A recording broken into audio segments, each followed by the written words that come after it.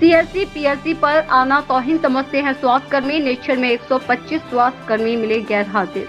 जिलाधिकारी प्रवीण कुमार लक्षकार के निर्देश पर सभी उप जिलाधिकारियों के माध्यम से 6 सीएससी पीएससी का औचक निरीक्षण कराया गया। इस दौरान अनुपस्थित मिले कुल 125 कर्मियों का एक दिन का वेतन काटने के साथ अग्रिम आदेश तक वेतन रोकने की कार्रवाई की गई। सीएमओ को निर्देश दिया गया है कि अनुपस्थित कर्मियों से स्पष्टीकरण प्राप्त कर 1 हफ्ते के भीतर आख्या सहित उपलब्ध कराएं। एसडीएम सदर आत्रेय मिश्रा ने सीएससी दुबहर का निरीक्षण किया। वहीं उप जिलाधिकारी पालसी अभिषेक प्रियदर्शी ने सीएससी अगहर का निरीक्षण किया।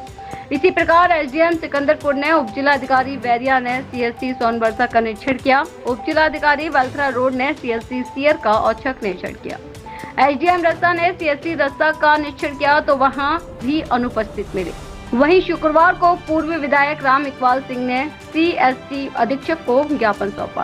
पूर्व विधायक राम इकबाल सिंह ने आरोप लगाया है कि रस्सा क्षेत्र के लाखों लोगों के इलाज देने की लाइफलाइन सामुदायिक स्वास्थ्य केंद्र रस्सा पर इलाज हेतु मरीजों के विश्वास केंद्र प्रति अपार गुस्सा देखा जा रहा है। आरोप है कि फिजिशियन, सर्जन, बाल रोग विशेषज्ञ डॉक्टर कभी इलाज के लिए उपलब्ध नहीं रहते। रात्रि में जनरेटर नहीं चलाया जाता, दवाई भी नहीं मिलती। इन सभी समस्याओं का समाधान तत्काल अपेक्षित है, अन्यथा सक्षम अधिकारियों को भी संज्ञान ग्रेड कराया जा सकता है। बलिया से पिंटू सिंह की रिपोर्ट।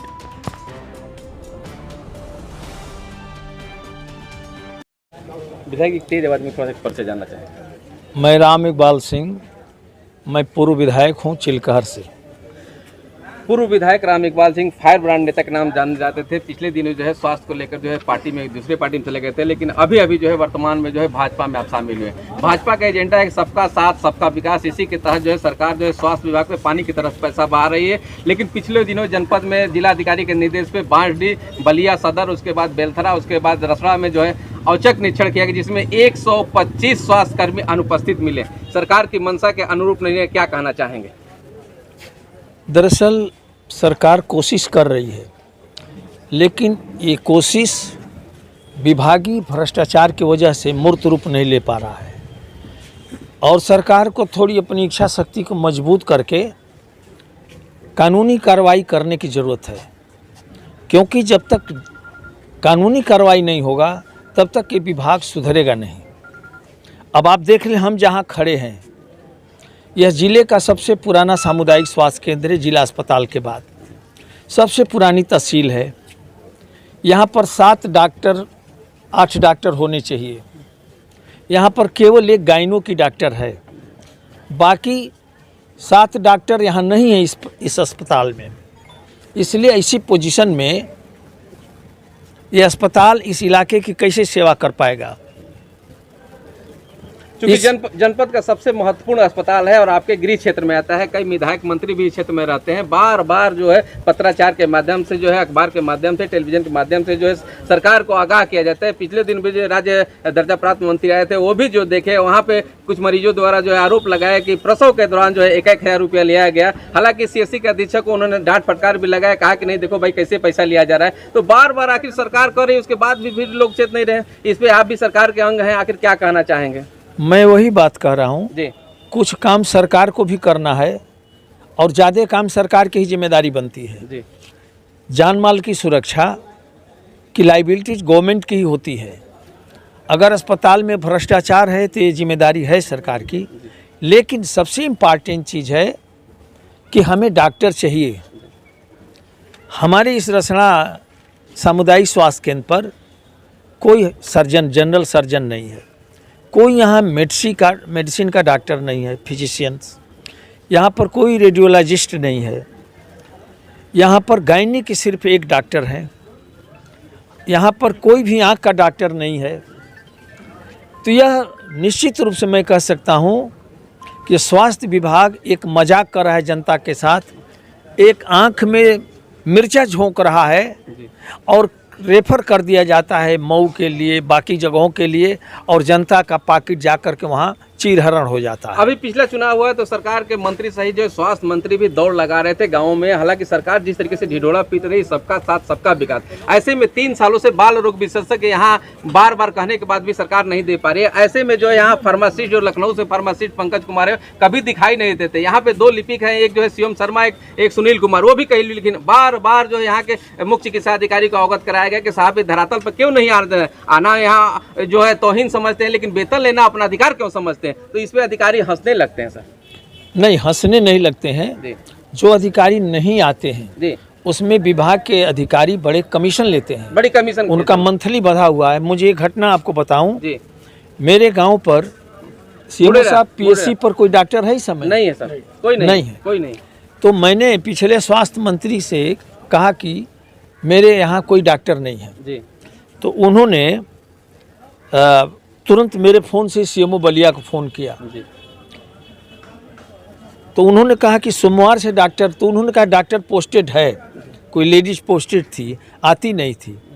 तो उन्होंने कहा कि अगर सोमवार से नहीं आएगी तो उसका निलंबन का पत्र भेजिएगा मेरे को।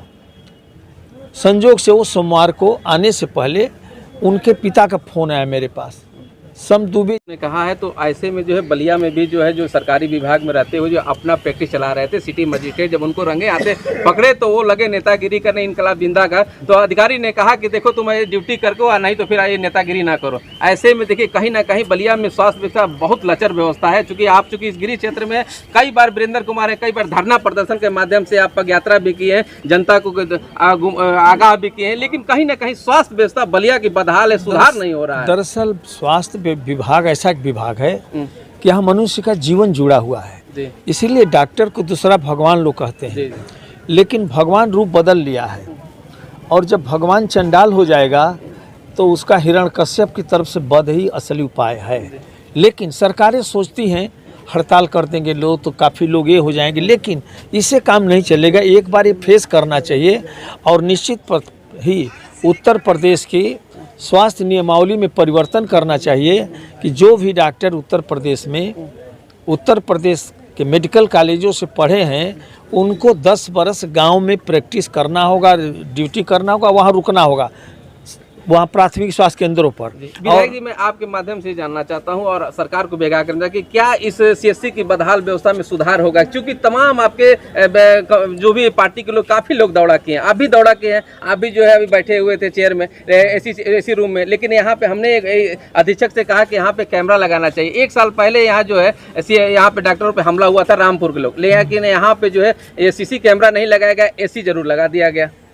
देखिए आपको जानकारी होगी जी, यहाँ मैं 7 दिन धरने पर था। नहीं, आप पिछली बात हमको सब 12-13 साल में लग रहा है, 24 साल से पत्रकारिता कर रहा हूँ, और आपको मैं देखा हूँ वीरेंद्र कुमार जब थे तभी आप धरना प्रदर्शन करते रहे हैं। तो यहाँ दवाइयों की सूची टंगी जी, कुछ दिन ठीक रहा जी, लेकिन फिर स्थिति धीरे धीरे वीरेंद्र कुमार की जेबा में चली गई। जी जी जी।